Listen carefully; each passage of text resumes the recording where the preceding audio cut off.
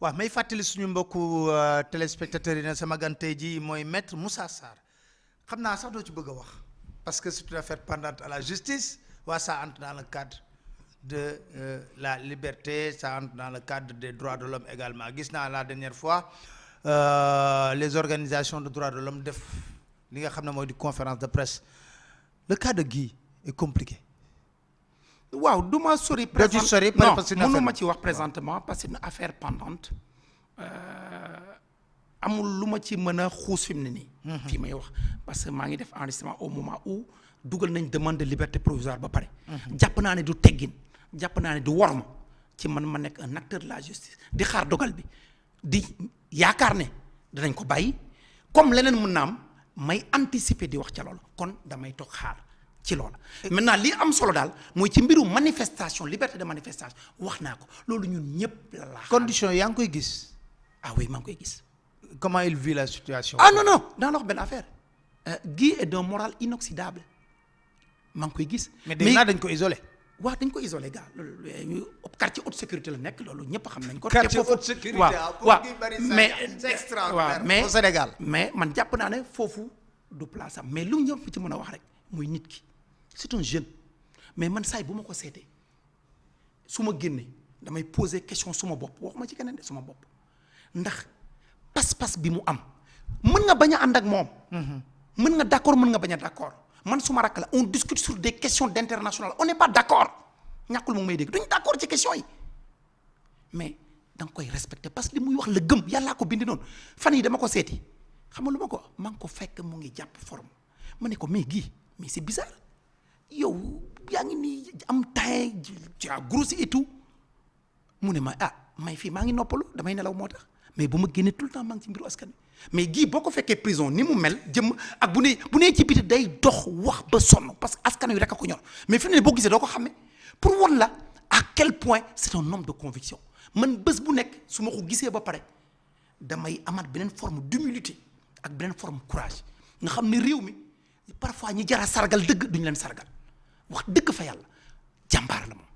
te ku gëm li muy def la nga d'accord ak moom nga ñàkk d'accord te lu ku sincère la c'est un patriote sincère waxuma ne il a le monopole de la sincérité mais ku sincère la. ah oui il a parce que engagé beaucoup de combats yoo xam ne ku may fréquenter la xam ko di waxtaan ak moom sur d'autres questions ou même on est en contradiction mais lim lay wax daf koy articuler mu nekk conviction ci moom te loolu mooy démocratie te man avocat am la su ma la ko waxoon doo gëm dañuy débattre sur plein de questions on n'est pas d'accord sur des questions d'international parce que citoyen la may citoyen mu am un engagement citoyen par le biais d'une organisation man am un engagement citoyen yem ko ci suma jëmm kese mais dañ ciy discuter nga xam li mu lay wax loolu la gëm te li muy wax aussi cohérent na mën nga nag bañ a d'accord ak moom léeg-léeg du ma d'accord ak moom ci lii waaye am na loo xam ne moom toujours dama koy d'accord ak ku ne ci réew mi mooy ku ne sa sañ-sañ nañ la ko bàyyee nga doxal ko ba mu mot sëkk kooku koo doon ku ne dama ci ànd ak yow. alors yow doo ko def mais ñun ñooy sàkku ci ñi nga xam ne ñoo war a jénne dogal bi ñu may Guy Marius Sagna rafetul ci deru Sénégal sax liberté provisoire parce que coow li bari na trop wër na àddina ñu jox ko liberté provisoire Noël fekkewu ko ak njabootam Noël fekkewu ko ak doomam ak yeneen defe naa jaadu na ñu bàyyi Guy Marius Sagna du ci prononcé wu parce que l'affaire est pendante à la justice mais je pense que pour un même fait moo Babacar Diop lañ jàppandoo ci fi nga xam ne moo di grille de palais mu ñu am 2 poids 2 mesures ku mu am ndey ku mu amul ndey Babacar Diop bàyyi nañ ko mu dem parce que waa SAES sa yëngal étudiants yi yëngal Guy Marius Sagna war nañ ko bàyyi tamit mu retrouver sa famille loolu la ñuy ñaan ñi nga xam ne ñooy jiite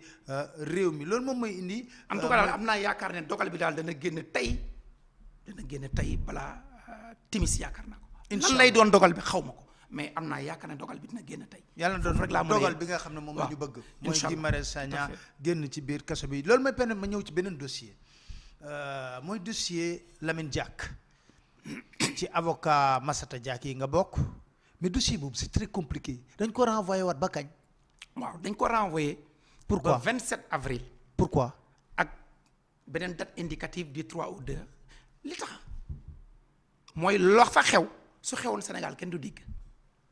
lu fa xew nga ne la fa xew. su xewoon fii ci réew mi kenn du dégg. lan moo fa xew. la fa xew mooy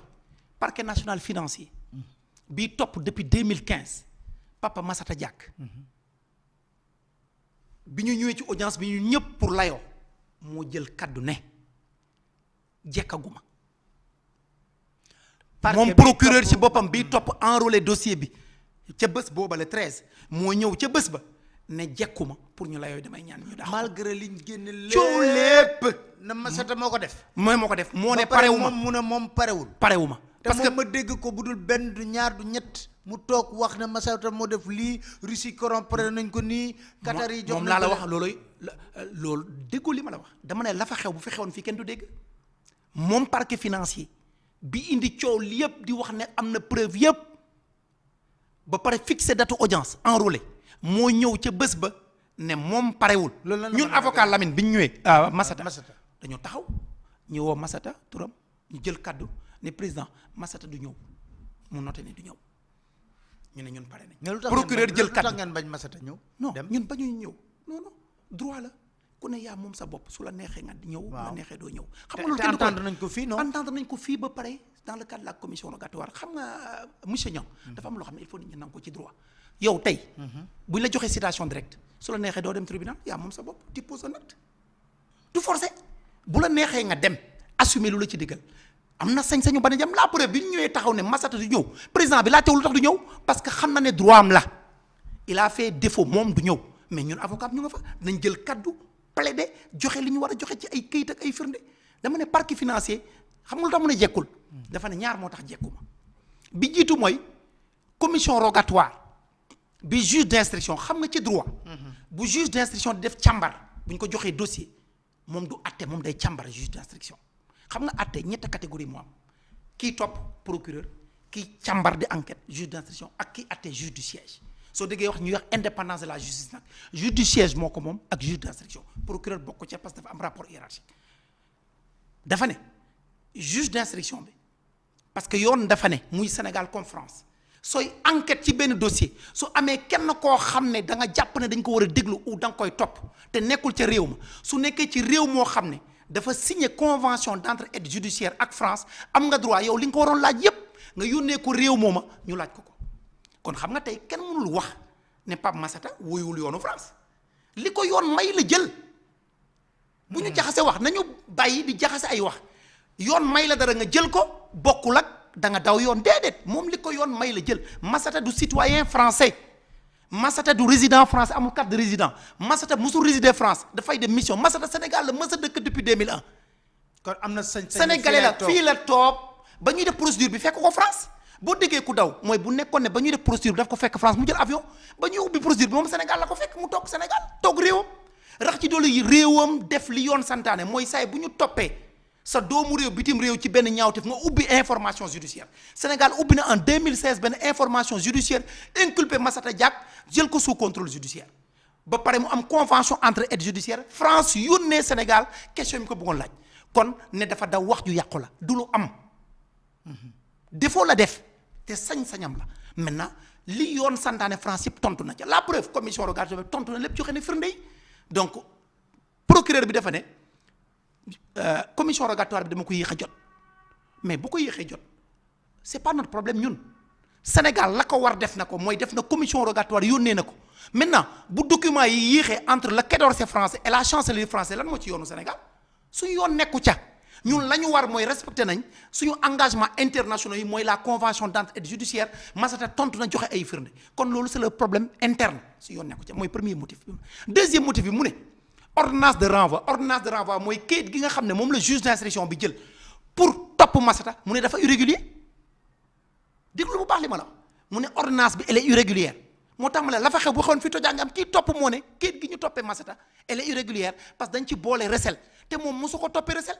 mais loolu mënul bett kel xam nga acharnement soo ko amee ci nit forcément da ngay juum moo ko wax déglu bu baax li ma la wax te toujours bu ñuy joxe exemple dañuy joxe exemple ci tugal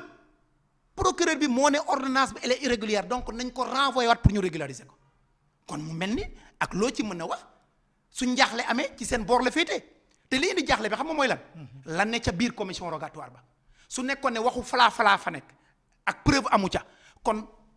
mu ne nañ ko atte mais ay tontu yu leer nañ ña ca nekk ak ñu indi ko ak ay firnde parce que tubaab bi lu ñuy wër principalement benn 1,5 million € bu ñu ne dañ ko financer ay élections Sénégal def nañ relevé de compte yëpp dem na amul benn centime bu mën a bu ñëw ci mais dara newu fa amul te loolu la ñuy wër ne dafa am 1,5 million boo xam ne dañu financé fii dara du ca dëgg ay wax kese la xam nga droit du allégation du présomption preuve du présumer culpabilité da nga koy prouver donc boo waxee wax ñu def commission rogatoire document yëpp dem mais gisoo fa benn fistine bu fa romb xam nga kon il faut nga defaraat sa toogaay. parce que mbir mi du yii xaay mais la ñu foogoon amul parce que ñoom toujours dañuy def ay affirmation gratuite ne oui diw yónnee na nangam def na nangam financé nañ élection sénégalaise mais loolu yëpp du dëgg. mais dafay mel il faut nga indi ni kon Père Lamine Diack dañ ko jàpp en otage foofu. bon du ma utiliser terme boobu mais dama ne jaay doole da cee am parce que ay yoo xam ne teguwul fenn ay sosi neen la preuve waxuñ fi woon ne Pape Massata Diack dafa ubbi compte offshore Singapour. waaw yoo xam ne daf ci jot 3,450,000 euros mais justice française du ko wax def nañ commission rogatoire foofa dara nekku fa waxi kese ay sosi neen voilà moo tax ma ne la fa xew. bu xewoon fii soubassement histoire bi yëpp lan la. waaw xam nga ñoom au départ dañu ne problème mu dopage Russie. soo gëstoo ci internet da nga gis ne parquet financier xam nga lu ma waxoon. dafa ne 23 athlètes russes la woon defal recherche bi xam nga fu mu mujj. ci benn ne dañoo ger ay nit 23 la ñu waxoon léegi ñu ne kenn la mais boo nee dañoo ger nit da ngay indi firnde yi. ñoom ci li ñu toll soupçon lañ toll. xam nga soupçon bokkul ak yaa ko def indil firnde yi athlète russe boobu ñuy wax Massata waxtu wañ wax ne gis nañ ku ñuul ku fa ñëw d'après ñoom li ñu wax ci dossier bi Massata joxe na passeport am fekk ko Russie demu fa jegewu fa kon ñoom ci loolu la ñu sukkandiku mais la ca biir nag la ca biir mooy jéem a doyadil jéem a ñàkkal fayda ay liggéeyu doomu Sénégal ay liggéeyu doom yu ñuul nit ku ñuul parce que ñoom léeg-léeg ci seen gis-gis dañu jàpp ne yenn taxawaay nit ku ñuul war ko am te saay bu ko amee rek da nga gis toujours ñu jéem ko sobental te du tey la commencé fépp fu nit ku ñuul yor institution soo seetloo rek balaa mandaam di jeex bu jeexee ñu indi ci luñ koy jéem a sobental ma won la ñàkk yenu maanaa wax ji amaana nañ moo def enquête bi mooy agence mondiale antidopage agence mondiale antidopage boo demee ci seen statut xam nga luy seen warugar xool lan mooy dopage mais ku mës a gis ab agence mondiale antidopage di def enquête ci ay contrat de sponsoring ak droit de télé looluy tappale bi loolu lu ciy seen yoon droit de télé ak droit de sponsoring lu ciy seen yoon xeetu tappalee ngoog ma joxal la beneen mbiru tappale boo xoolee organigramme IAAF dafa am président am vice président chargé du marketing et de la promotion xeet mul digal am secrétaire général am directeur du marketing doon am consultant pour des questions de principe rigueur su nekkee ne dañ ne Massata en tant que consultant IAAF la mu def yenewul maanaam ça veut dire le directeur marketing am na ci responsabilité le secrétaire général am na ci responsabilité le vice-président chargé du marketing et la promotion am na ci responsabilité parce que moom bu defee liggéeyam def rapport yónnee ko ñu war ko fay day jaar ci directeur marketing mu valider ko mu yéeg ci secrétaire général mu valider ko mu yéeg ci vice-président xel mu digal chargé du marketing et de la promotion mu valider ko kon kan la ñuy fontoo est-ce que ñeent ñooñu ñëpp dégg nga kuñ ci topp premier mbir kan la ñuy fontoo tubaab bi ñaar contrat marketing ak droit de télé yi mu am ak Densu AMS ñi nga xam ne ñoo am droit marketing télévision IAAF nga xam ne bañ koy am bu yàgg la ba tey ñu ngi ko kon ne am mais ñooñu ñoo signé ak contrat Massata ne ko ñun suñu droit yi nga xam ne ñoo ko jënd ci IAAF jox nañ la signé nañ contrat ak yow le 14 mars 2010 pour nga dem ci pays émergent uti ay clients soo amee client yaa moom sàngam yaa moom sàngam mu liggéey jox leen tey est-ce que mos nga dégg Densu AMS porte plainte Massata ci xaalis ba ñaar est-ce que dégg nga IAAF porte plainte Densu ak AMS kon xaalis ba nga xam ne Massata mu ngi ko signé contrat ak Densu ak AMS ñu fay ko ca lan moo ci yoonu IAAF su IAAF jàppee ne yoonam la lu ko tere moom mu porte plainte Densu ak AMS mooy gis nga jaxase bi li ñuy wax teguwul fenn. jaay doole. kañ ngeen di delluwaat kon procès. en principe le 27 moom danañ daje def li ñuy wax mise en état 27 avril pour xool ginnaaw bi procureur ne nañ delloo dossier bi pour ñu jagalaat ko fan lañ ci toll est-ce que dinañ ko mën a layoo entre le 3 et le 22 juin si ginnaaw le 27 boobu la ñuy xam mais on a une date indicative entre le 3 et le 22 mais dossier bi tappale da cee bari te li ma lay wax ay fait la parce que fi may wax am na ñu koy déglu. absolument waaw absolument alors ñu ñëw ci question de bonne gouvernance rapport yi génn ak corps de contrôle yi ban jàngat nga ci def fi mu nekk nii. ñaari jàngat laa ci am xam nga démocratie réew état de droit crédibilité ay corps de contrôle ci li koy may doole la bokk. su ma gisee Sénégal nag du léegi nag la commencé na muy bëgg a yàgg depuis les années 2000 parce que corps de contrôle yi ci période boobu la gën a développé woo. mais ñu ngi seetlu depuis 2000 corps de contrôle yi saa bu ñu defee seen liggéey ba pare teg ko ñenn ñoo xam ne ndombo tànk nguur lañu yor ca suba sax ñooy yëkkati seen kaddu di doyadil liggéeyu ñooñu. corps de contrôle à commencer par le président de la République pour cette fois-ci. di doyadil seen liggéey loolu mënu ma ko rafetlu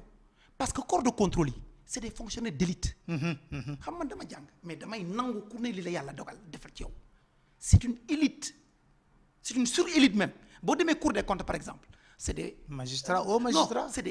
c'est des sortants de l'ENA des administrateurs civils. des inspecteurs du trésor impôts ñoo def concours bi nekk fonctionnaire hiérarchie A ba pare def concours bi ñii nekk ay magistrats de l'ordre judiciaire.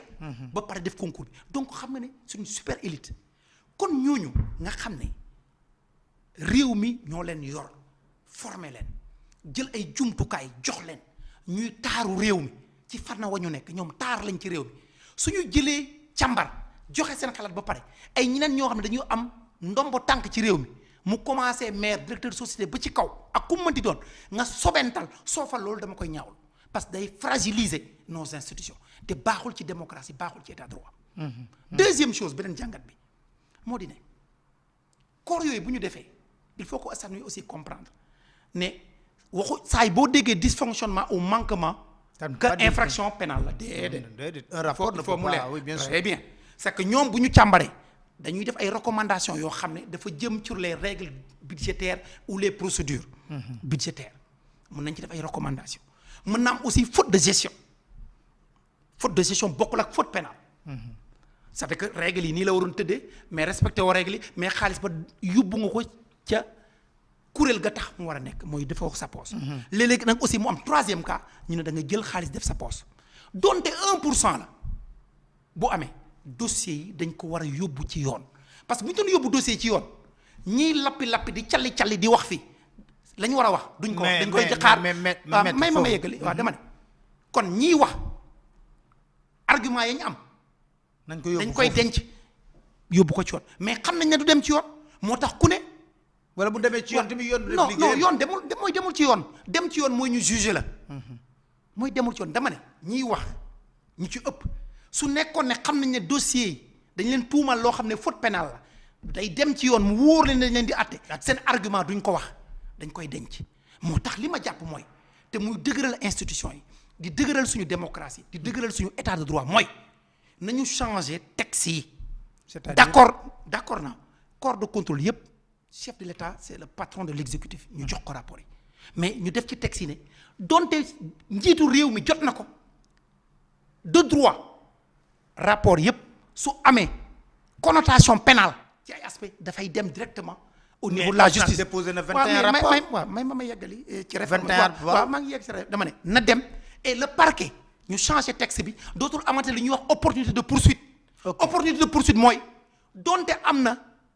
luy niroog jalgati yoon am naa sañ-sañu bañ a topp mu am système de légalité de poursuite sur les questions de gouvernance financière et économique. merci ñu changer texte yi. merci loolu mooy indi ku ne xam sa place moo di ne bu bu njiitu réew mi jotee rapport yi ba pare moom dañ koy yónnee parquet te parquet dafa am obligation enrôler ko tout en respectant nag deux principes le principe des droits de la défense. et le principe de la présomption d'innocence. c'est que loolu tant que defuñu ko coow du jóg ci réew mi. ku ñu tuumalati ne da nga luubal àllu askan wi nañu yóbbu dossier bi tribunal la ngay wax ca mbedd ma nga dem wax ji ko ca tribunal ba su nee defoo dara ñu la defoo dara nga ñibbi soo defee ñu ne la yaa def looluy dindi coow li te loolu nag tant que defuñu ko am na mbir yu bëri mbiru ay corruption question yu bëri Sénégal dafay ko ne di stagner parce que loolu mooy rafetal suñu démocratie loolu mooy dooleel suñu état de droit loolu nañ ci bàyyi xel te nag dafa sooxe ci réew mi te aujourd'hui boo xoolee ci réewu Sénégal depuis les années 2000 li gën a sooxe c'est les problèmes de gouvernance économique et financière. et la justice. waaw non mais surtout ça d'abord les questions de gouvernance économique dafa sooxe donc ñi fi nekk ou di war a ñëw ëllëg nañu bàyyi xel ci loolu. réew bu ndóolee bu mel ni Sénégal dërëmam kenn waru ko fooye justice léeg-léeg mu am jafe-jafe kenn werantewu ko mais nit ñi fi ñu jàppe jafe-jafe justice ne foofa la gën a tare du foofa. fan la. xam nga Sénégal lu ñuy jàppee ne jafe-jafe ci fa la gën a tare. lu ca am la mais du foofa kese am na lu ko gën a am solo. lan la xam nga lu ñuy wax ne moo gën a sooxeel justice bi. boo waxee ñu ne manque d'indépendance en raison du pouvoir exécutif déet c'est pas le premier facteur. La première menace sur l'indépendance de la justice au Sénégal c'est pas l'exécutif c'est pas ça. La première menace sur l'indépendance de la justice c'est le pouvoir de l'argent. La seconde menace c'est les groupes de pression. Maintenant nag peut-être troisièmement pouvoir exécutif door a ñëw. moo tax d'ailleurs ma d'accord ne pour gën a dooleel indépendance de la justice parce que les magistrats du siège kenn du werante ne am nañ indépendance fonctionnelle am nañ ko nit nag bu la yoon joxee dara da nga koy jël téye ko. ci fulla ak fayda. am nañ indépendance fonctionnelle dañ koy téye maintenant nag indépendance du doy dañ koy yokk moo tax ma d'accord ne war nañ définiraat renforcer waat ay concepts nécessité de service renforcer ay notion intérim loolu yëpp pour gën a dooleel suñu justice d'accord naa aussi te wax naa ko waxaat ko que njiitu réew mi génn conseil supérieur de la justice ne serait-ce pour des questions symboliques parce que boo nee Sénégal le pouvoir judiciaire indépendant chef de l'exécutif bokk ca symboliquement ça pose problème te ab jàpp naa ne réew mu mel ni Sénégal li fi nekk ci priorité njiitu réew mi am na leen lu muy def kon moom mën na génn bàyyi fa ministre de la justice ñu yokk nag composition bi parce que la justice est une question citoyenne dugal ci presse bi seen benn élément université barreau bi association patronale société civile mais nag magistrat yi ñu fal gën faa bari ba pare pouvoir de nomination bi ñoom ñu am ko plus aussi le ministre de la justice après na ñuy arbitrer à l'interne yooyu ak yeneeni façon buñ ko defee dana gën a dooleel justice bi juge de la liberté et des détentions parce que mënoo nekk yow procureur di topp ba pare di yóbbu kaso déedéet kooku état de droit bu moderne nangootu ko dafa xewi ci jamono mënoon nañ ko nangu mais xewi na procureur cëram mooy bu ñu jàppee ni nit dafa def njomme dañ ko tuumal jël ko mu def enquête jàpp ko ne mu ngi nee waa ji su buggee ne ñu tëj ko kaso mu ne man dama bugg ñu téye ko téye négandi mais su boobaa day am juge des libertés et la détention kooku xool ndax li mu def jar nañu yóbbu ko kaso parce que mënoo jël Sénégal presque genn wàll ñu ne ci kaso bi yëpp détention provisoire lañ nekk 41,6% des détenus sénégalais ils sont en détention provisoire loolu dafa jéggi dayoo feesal foofu inutilement jël xaalis askan wi leen dundal te ku ne am ma foo dëkk doo daw doo génn donc war nañ xoolaat doxalin boobu. dernière question bi ma lay poser mooy est-ce que foog nga ne criminalisation du viol dina régler problème bi. mën na bañ a régler problème mais am na solo d'ailleurs man loolu dama koy rafetlu. dama koy rafetlu di féliciter nguuru Sénégal ci loolu parce que les questions de viol et de criminalisation dafa demoon ba commencer jéggi dayoo kon nag jaadu na nguur gi affirmer sa volonté politique te loolu dañ leen ciy féliciter foofu lañ leen di xaar maintenant tekkiwul ne nag buñ ko criminaliser